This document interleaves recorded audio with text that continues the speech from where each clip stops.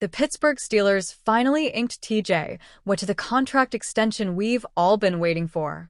On Thursday, ESPN insider Adam Schefter reported that the superstar edge rusher is signing a 3-year, $123 million contract, making him the highest-paid non-quarterback in NFL history. While it seemed like it took forever for Watt and the Steelers to agree to contract terms, it only took minutes for Big Brother JJ Watt to take to social media. Following the Watt extension news, NFL on CBS released a graphic showing a side-by-side comparison of JJ's career earnings next to what TJ will be earning on his new 3-year extension, and JJ's comment was too perfect. "I swear, if this guy even lets me begin to reach for my wallet at dinner." The graphic shows that JJ Watt earned $129.7 million over 12 years in the NFL, while TJ will earn $123 million in the 3-year extension alone.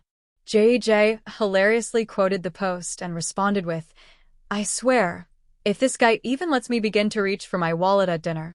Isn't that just like a big brother to say in a moment like this? The Pittsburgh Steelers just made TJ Watt the highest-paid non-quarterback in the NFL again. In all seriousness, we know that JJ is thrilled for his little brother. He's shown up on podcasts and TV broadcasts over the years and made it clear to point this out. With a contract extension, TJ Watt becomes the highest-paid non-quarterback in NFL history. His $41 million per season average narrowly surpassed Myles Garrett's $40 million per year extension he earned early in the offseason. But this isn't the first time the Steelers have broken precedent with Watt.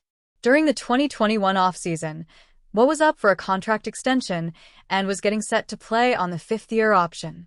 When these talks ensued 4 years ago, the Steelers and Watt failed to reach a resolution until just days before Week 1 of the regular season, when Watt marched into the facility and finally signed the deal that was on the table. The last time around, Watt signed a 4-year, $112 million contract extension, good for just over $28 million per season. It's wild how quickly the salary cap rises in the NFL.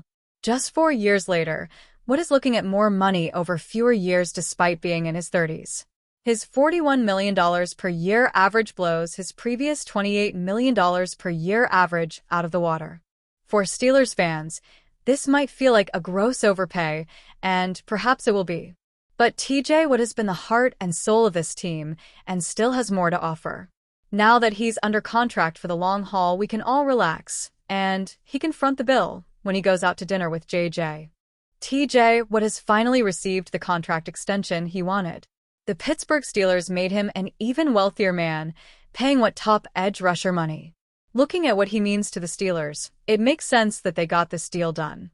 However, analyst Nick Wright isn't a fan of it.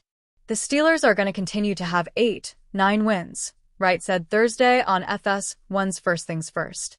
Their path out was recognizing they weren't going to do this once they signed Aaron Rodgers, but trade TJ Watt, get great draft capital for it, eventually get a quarterback. Instead, they want to do this. I think it's a mistake. I also think TJ Watt, I don't know where he is as far as his career arc. I worry a bit about how he and his brother's bodies aged. Wright's idea for the Steelers sounds like rebuilding, and unfortunately for him, that's not the way they operate. The Steelers haven't had a losing season since 2003. No matter how much their teams have changed or how many things go wrong, they've continued to compete for a playoff spot.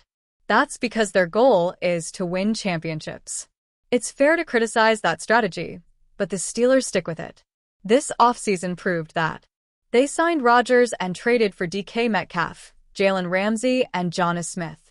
After several seasons of middling results, Pittsburgh wants to get over the hump in the postseason. Not giving Watt a contract extension wouldn't have helped them win now at all. He's one of the best players in the league. Wright questions if his body will continue to hold up, but he's only suffered one major injury in his career. While he's dealt with other bumps and bruises, that's just the nature of the game.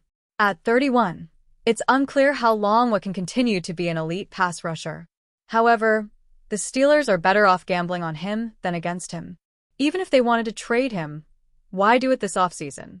Watt is coming off one of his worst professional seasons. Add in that another team would have had to pay him, and getting an adequate return for him would have been difficult. We'll see if Watt proves Wright wrong. However, the last time the Steelers gave Watt a contract extension, he had his best season in the NFL.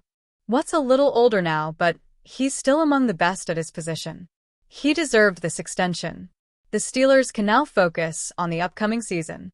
If the Steelers hope to land QB Arch Manning in the draft, then they had better learn to practice patience. The Texas Longhorns quarterback paid no mind to talk of the 2026 NFL draft when addressing the media yesterday. After all, he shouldn't, of course, as for the moment, his resume is primarily his last name. During his press conference at SEC Media Days yesterday, one reporter asked Arch Manning, a potential Steelers draft target, about his NFL future. "I'm really just worried about getting through this interview and then getting through the run tomorrow," he said. "I'm just focused on this year and getting better each day." The son of Cooper Manning, Arch has two very famous uncles, Peyton and Eli. The Manning brothers each won 2 Super Bowls, Eli coming out in 2004, the year the Steelers drafted Ben Roethlisberger. They have only drafted one quarterback in the first round since then, which proved a failure. Their first-round pick in 2022, Kenny Pickett, is already on his third team. With Pittsburgh hosting the 2026 NFL Draft, however, the Steelers are maneuvering to target a quarterback high in the next class, whether that includes Arch Manning or not. While the Steelers and the league do not know if Manning will declare for next year's draft, there are others who may prove better options than this year's draft. The list includes Drew Aller of Penn State, Carson Beck of Miami, FL, and Cade Klubnik of Clemson. Pittsburgh is moving forward in 2025 with a one-year arrangement with Aaron Rodgers. He has already stated publicly this is, in all likelihood, his last season, and that is all they expect. The Steelers' goal is to draft a quarterback in 2026, Manning or no. Arch Manning only has 2 starts under his belt, having played behind 2025 draft selection Quinn Ewers. In his college career, he is 63 of 95 passing for 969 yards with 9 touchdowns and 2 interceptions. He also has 4 rushing touchdowns on 28 carries for 115 yards. More than half of that came on a 67-yard touchdown against UTSA. "I learned so much from Quinn my 2 years behind him," Manning said. "I think he handled it like a pro. It's definitely not easy having me as the backup with all the media, but he's always been nice to me and good to me. I'm forever grateful for him." With Ewers now in the NFL, Arch Manning enters his redshirt sophomore season as the Longhorns quarterback. But he isn't thinking about what feels like his inevitable football future. Right now, he just wants to learn and grow and play football.